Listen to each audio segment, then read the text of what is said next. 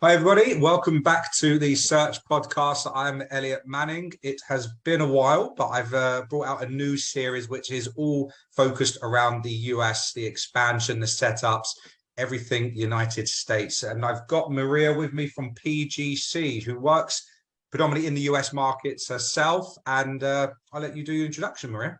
Thank you. And thank you for having me. So yes, as Elliot has mentioned, I'm Maria. I work at PGC. I am a US expansion consultant. So part of my role is really supporting a lot of staffing and recruitment firms with their expansion into the US and providing a compliant and easy solution for you to payroll contract workers. Fantastic, fantastic. So because this is the first episode, I thought it would be a no-brainer to have someone like you who has been all over LinkedIn with the US expansions and the visits to the States and all the businesses that you deal with. Why do you think in the last 12 months, 18 months, the US has taken off for the recruitment businesses outside of the States? Yeah, and great question. And thank you. I definitely have been hitting that US drum. But there are definitely like a number of reasons that we could go into. But if we were to just kind of look at the top ones, and we can dig a bit deeper into these, but if I were to give kind of like top three, headliners, the US market, much bigger market that is also much less saturated than the UK when it comes to staffing and recruitment. There is so much more revenue and profit to be made in the US for the same amount of work and effort that you would put into maybe your UK clients and into the UK market. And then another reason, if you're speaking to the kind of CEOs or business founders out there, if recruitment and staffing companies have got exit plans and thinking about selling their businesses, you can get much bigger business valuations for having a presence in the US market and for generating that revenue in the US market. So on that last point, do you feel like when you're speaking to the business owners and they're like, Maria, help me out, we want to get some work going over in the States. Do you reckon, what's the biggest encouragement that you would give them out of those points? Is it the multiple on that last point or something else? So it would really depend kind of what their aspirations are, what they're looking to do. Sometimes we speak to one-man bands who are kind of operating off their kitchen table and they're just looking, to make a sustainable life and a living. Sometimes we're speaking with business founders who have got 5-year exit plans, 10-year exit plans. So it will tailor to who we're speaking to and what their aspirations are. But for me, I always think, the fact that you can tap into the US market from maybe your UK or European office and be getting double the revenue and double deal placements is a bit of a no-brainer to me. And then we can just kind of tailor advice really around reasons to tap into the market, how to tap into the market and kind of strategies of routes to market. This is, from what we see as a running a rec to rec, I've noticed that before the pandemic, there was a good handful and selection of firms operating in the US itself, and they were a bit more, in my opinion, ahead of the curve with the States and what they were operating. Outside the pandemic and coming into 2022, I've never seen a rush like it. Is there, as well as those points, and I don't know if there's actually a real answer to this, do you see a reason as to why it's just overnight just gone bang and everyone's like, we need to get to the States? Yeah, I think one of the great things about the pandemic is that it's actually made the world a lot smaller. Previously, where we've been, very face-to-face, servicing clients, all about client lunches, client entertainment, everything like that. With COVID and kind of being locked down, it meant that everything went digital. So the likes of your Zooms, your Teams, all your online presence, etc. It's just made the world a lot smaller. And I think what's great about the US market is people have seen that the barriers to entry aren't as daunting or complicated as they otherwise may have thought. So actually to tap into the US, you can do it at low risk, low costs, and you're still going to reap all the rewards. So I definitely think it's kind of made the world a lot smaller in that respect. Yeah, I feel like a lot of businesses were a little bit, and the only word I can use is a bit oblivious to the setup and how not so complicated it can be. It is sometimes as simple as just invoicing for a foreign exchange entity to bring your money back to a US denominated, account and bring it back to your UK. And it's like really simplistic, and you can, utilizing your services at PGC, place people without having to be there as well. Sorry, I was just going to say, so that is one of the things that most clients on calls, and you would think, you know, speaking to people that have been in recruitment for however many years, when I speak with them and I say, look, low barriers to entry, get your perm terms sorted, get your contract terms sorted. Perm terms, you're just acting as an alien business. You can service the market, you're going to invoice, and as you say, you know, get a US dollars account so you're not stung with transaction fees every time, but you can just invoice from the UK. You're going to be an alien business because you're carrying out the whole search from outside of the US. So you're not creating what you call a tax nexus. You can just invoice from the UK. You might be asked for a W-8 Benny form, which is a US tax form, but that's really what your end client would be asking for them to kind of feed back to the IRS. And then on the contract side, as you say, that's where it might get slightly more complex and where companies will partner with PGC to maintain and kind of run their contract book compliantly. Yeah. I mean, look, you know, I think when utilizing the right information from the right people, such as yourselves, it can be explained in a lot more of a simplistic way of dealing with it. And speaking to, you know, people like myself, you know, who've actually done it as well. And there's a route around everything to make it that easy. But it was kind of on my next question was, you know, what suggestions would you make when a recruitment company is looking to set up in the US? You know, because you've answered that in your, you know, in your last, you know, let's just say in the last question. But if I was a recruitment business, I'm based in the UK, I already operate within a tech recruitment market. The US is, you know, booming at the minute. I need to get involved. What is phase one and a suggestion from you for them to look at doing? Yeah, definitely. So phase one, do your research, look at the US market, see who your competition is, what they're doing, what's they're offering, what's going to be your point of difference, what's going to make, you know, Elliot Manning at the end of the phone say, yeah, Maria, you've got the role, take the brief, run with it. So look at, you know, hubs. And one key thing I always say to clients is don't think of the US as one country. It is so big, you know, the legal system is complex that it really is like entering 50 different countries rather than just one. So be niche, or as they say in the US, niche, you know, choose a state, choose a role and build it out from there. Don't try and kind of chuck everything at it and see what sticks. Like, be strategic about it. So do your research, and we can help with insights like that, specifically with tech. We've just released a blog about top 5 growing tech hubs. So look at what's happening and seeing where your offering is going to really make that impact. Another thing is legals. Given how litigious the US market is, you really are going to want to make sure your terms of business are watertight. And a surprising amount of clients will say, oh, so do we need US terms of business? Absolutely. You're going to be operating with US end clients. You're going to want to make sure your legals are reflective of US laws. So get your perm terms, your contract terms watertight. And then also just look at your offering, you know, your contract offering, your permanent offering. What we see a lot of clients do is what we refer to as a recruit from afar model. So where you're going to just, as I say, operate from the UK, you're going to service the US, you're going to be able to pick a team, you're going to train a team at low cost, low risk, you're going to be able to do a lot of research. So some people do recruit from afar for maybe 12 to 18 months. That time is invaluable for you building knowledge on where your hubs are going to be, where your big clients are going to be, where your candidates are. So you're really making a strategic decision that if it is in your plan to do a land and expand and get boots on the ground, you've thought about it. You're not just kind of diving in. So, you know, do a recruit from afar, test the water, test your talent, test your clients, so that when you do expand, and if you are getting that pool, which 9 times out of 10 our clients do because of the fees in the US, you'll outbill maybe some of your UK desks much quicker than you expect. You know where you're going to want to operate. On the flip side of that, if you know from day one that you want to open an office in the US, you've also got those considerations, but then cost of livings in states, where are your consultants going to want to live, the cost of running your business. Obviously the US, you've got different taxes with different states. So really thinking about it long term, if that is a goal, but definitely we advise that kind of recruit from afar. I've spoken to so many recruitment businesses that they've never been to the area of the states in the US where they're planning to set up. And I'm like, you've got to get over there. And they go over there for like a week or two. And I don't believe, and this is just my opinion, I don't believe for 1 minute that's enough. Because when they're there, they get carried away, they have fun, they go to meetings, they're in potentially like Miami Beach or Austin downtown, and they're just loving life.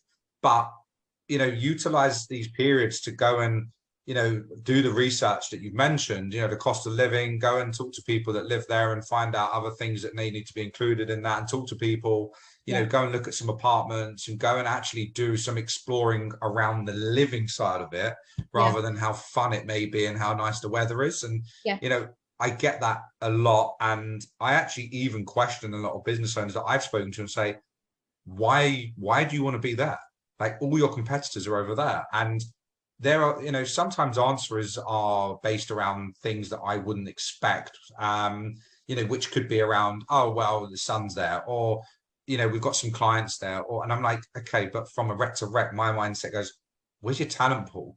First of all, where's your talent? And, you know, that area is, you know, is not got anything there, but ultimately it's better for tax. But for the sake of a few $100s that you can afford, go and be business in that state, where be with the talent, your client. Exactly. You know, so with so many angles to look at it, what are the biggest challenges that you have witnessed? Have you got any points of challenges that people have come up against with this their US expansion? Yeah, I would say, just tying back to that answer before about just really appreciating the size of the US and how complex tax and legals can be. Obviously, you've got your federal laws and taxes, which all states abide by, and then you've got state by state, and then you've got local. So in some states, you can have 3 different tiers, and it can be ever changing state by state. So really get clued up on your compliance in each state, your cultures in each state. A lot of clients will say, hey Maria, how do we BD clients in the US? I'm like, it's not that simple. Like, you know, how you're going to approach someone in New York versus how you might approach someone in Florida is going to be very different. So be very aware of state by state differences when it comes to your tax, your legals, your cultures, and as you say, living environments. If it's somewhere you're going to want to live, really be aware of that. But I'd just say be mindful. Yeah, I think also one thing to add to that is a lot of businesses, you know, talk to your accountants, your PEO companies, anyone that deals with anything to do with payroll of some sort, even your lawyers. Throw the examples at them. If we was to turn and show them your numbers and what you want and what you expect, so you can actually look at your, you know, your profit line at the top, you know, on that side of it, and they will answer that. They're so good to work with a lot of people in this market. You know, I'm not saying anyone in the UK isn't, but you know, a lot of them will be more than happy to just make things simple and answer that for you. Yeah. And what I really love as well is that recruiters are really open to helping recruiters. I just got off a call this morning with a client who's looking at their US expansion. And he just came back and he said, oh, we've spoken to this guy and this guy and this guy. And they're all maybe ex-colleagues that have got presence in the US. And you're absolutely right. Like, don't be afraid to ask questions like about strategy, about sales tax, about visas, you know, E2 visas. They're not a quick and easy process. You can't just pay like a quick buck to get them. Like, you need to be strategic about the revenue you're putting into the US. So have those conversations right at the start, so you can really forecast what you need to do. Absolutely. No, definitely. Where are the biggest, you know, I suppose, states at the minute that you're seeing pop up? You know, it used to be New York, then it was LA, and then it was, you know, massively like Austin, and it's now Miami, North Carolina. What are you seeing? Yeah, so definitely pre-COVID, I mean, California and New York were the biggest hubs. Post-COVID, I think as well, that really, really kind of pushed the surge of talent pools and businesses coming to, you know, those more affordable states. So Austin was huge. I mean, we've been kind of shining the spotlight on Austin. And actually Texas as a whole, like Dallas, is still really popular. In terms of now, it's in Florida, kind of come a bit after Texas, but Florida, Miami's huge. Denver and Pittsburgh are new ones that we're seeing, and North Carolina. So we're seeing those kind of really merge. And again, sometimes if it will change industry specific, but if you're looking at the likes of tech, you know, seeing big hubs and big clients make moves, it makes quite a bit of sense to kind of follow where your big clients, absolutely, where they're going to need to fuel their talent. Definitely. And are you seeing any new legislations or changes in the industry, specifically in our line of work in recruitment market, that could affect anyone looking to do any international business or set up internationally? Yeah, so I wouldn't say we're seeing anything in terms of setup or tapping into the market. That's remaining to be quite low barriers to entry. What we are seeing a lot of is kind of development in employment laws. is ever evolving, is ever changing. Obviously things like ban the box, salary transparency, salary history, laws around that. So again, things may change state by state when you're screening candidates, what you can and can't ask. So they're definitely things, again, you don't want to be naive to when you're tapping into the US market, because you don't want to get on a phone with a candidate and they say, you can't ask me that question. You're going to want to get ahead of all of those laws and be in line with kind of any legislations that are changing with regards to the business you're doing and also the search side of things. Yeah, there's a lot of things that are moving and changing. Completely agree with you. Where we made a market update a few weeks back, or a month or so back, that shows the difference on what to look out for, salaries, benefits, and when dealing with employment, what to do to make things more. I just put varied approaches to it. So if anyone's got any questions, just reach out to Maria or ask me. I can send you some information and shed some light into that for you. I haven't seen anything coming into place with regards to any legislations, but I do reckon in a couple of years that where so many British and international firms setting up over there, something's going to change at some point when all the fuss has stopped around the politics over there and they start seeing what's happening. Look, it's great for the economy, don't get me wrong, but whether it's an immigration thing or whether it's a license, I agree with you. There's going to be something that's just going to kind of tip the iceberg for everyone kind of taking advantage and maximizing the market. I've said to a lot of firms, like, if you're planning on doing it next year, just get moving. Just get going. Like, you don't have to do anything, you don't have to employ people, like just get it going and start building, because you're gonna miss the boat at some point soon. And I feel like it's one of those where if you leave it too long and everyone else is doing it, these firms that are being approached by recruitment businesses, whatever, they're going to start putting different things in place in their own businesses. It's going to make your business development even harder, I guess. I don't know, like something's going to change. No, you're so right. And like, we have some clients and we're like, guys, come on, like, just do it. Like, you can do it. You've got everything in place now. Just start BDing, map out the clients you've got, look at who's got a US presence, like just get stuck in, because it's a beautiful business once you start it. It's a really fast-paced market. Like, for recruiters, the likes of employment being at will, it moves so quickly. Like, you need to just get started. Stop kind of just staring at the US, like pick up the phone and dive in. Without any naming names, do you know of any firms that you've seen just become, do you know any success stories is probably the best question. Do you have one in particular of a success story that you are just like looking at it and thinking, wow, like they've done this properly? So my director, Amy, actually just did an interview with Kieran from Faden International. Oh, God, they're different that level, one just blows my mind. So we started with Faden when he was employee number 2. We've supported Faden from kind of UK inception into the US. Now they've got 9 offices over 8 different states, absolute phenomenal revenue, still growing, still plan. Like, that story just blows my mind. So anyone who's keen to listen to that, I can send you the link. It's on LinkedIn, it's on my colleague Amy's page, but well, they're quite vocal with their success anyway. Like, their offices are like 10 million a month and something like that in one location. But I actually was in their offices in New York about 3 weeks ago. I turned around to the 2 guys who probably won't mind me mentioning, Alec and Kareem. I just said to them, I was like wow. Like, I've been to a lot of recruitment businesses and different offices, and I can imagine some of them being of similar size, but what they've managed to achieve is just phenomenal. And speaking to people like that was in the time, unbelievable. But there's so much opportunity for equity and venture capital, work with businesses in the States. If you talk to the right people and you've got a good business model and you really want to push it, there's so many introductions that I can certainly make that can help you with your business growth if you want to get some real money behind you to do that, because recruitment and staffing over there is such a an attractive place to be. As you mentioned, if you want to sell your business at some point and you can make the US offering of it work, it's it's invaluable to your business and what it can do. So I think I'll ask you this question before the last one, but what is when you go to the US, and we spoke about this before we pressed record, but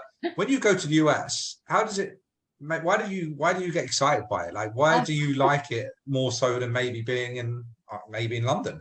Yeah, I honestly have always just had a love for the US. New York was the first place I ever went. I was 18. I went by myself for the first 2 days, and I honestly, it was like that Home Alone moment when you're just there and you're like, wow, like it just insane. Then went to different areas in the US, and I was like, it is so big, there's enough for everyone, it's so varied, you know, everything is supersized in the US, including the food. I love it when we go to the US and we speak with just my US colleagues, and they talk about the US as if we were Europe. Like, have you been to Spain? What did you like about Spain? Italy? You know, all the states. Like, it doesn't surprise me that US citizens don't have passports. Like, I think there's enough for everyone. And I'd also say that for staffing and recruitment firms, a lot of firms like, are we too late? Are we behind the curve? And it's like, no, the US is big enough. There's a big enough piece of the pie for everyone to go and enjoy it. You know, you'll find what you're looking for. You know, you can add value and make a success of it. But yeah, I just love the US. As many times as I can go, as many trips as I can kind of tail on, I will. No, absolutely, absolutely. And the last question I had for you, just to, you know, for those listening in, who are PGC and what do you offer that, you know, will help these businesses and enable them to work with you in terms of, you know, your offerings? Yeah, so PGC, we're actually an American business. I know you can hear from my accent. I'm based in the UK, but we're an American business. Our core solution is what you call an employer of record. So basically that means that we facilitate employment on behalf of our clients. So we specialize in the North American market, so all 50 states in the US, all 10 provinces in Canada. 80% of our clients are UK and European recruitment businesses expanding into the US market. So specifically, we support with the contract piece, so facilitating the employment of their contractors. So you guys can focus on placing the roles, getting the deals, and we'll deal with the kind of compliance headache behind all of that. But not only do we offer that as kind of our core solution, we offer a lot of advice, consultative, you know, training around the US market so that we can really support you guys with being as well equipped as possible to tap into the US market and make a real success of it. Fantastic, fantastic. Maria, it's been an absolute pleasure. You know, if anyone has any questions, I will be adding, you know, a link to contact you through social media and all podcasting pages that we have. If anyone would like to know any more information on their US setup, their expansions, the market, the staffing, the payroll, the literally anything, just reach out to Maria, reach out to myself, let us know what you need, and yeah, enjoy. And thank you so much for your time. No, thank you so much for having me. Hopefully see you in New York. Let's not meet up in the UK. You will we'll do, do a definitely. New York trip. Thank you so Thanks, much. Elliot.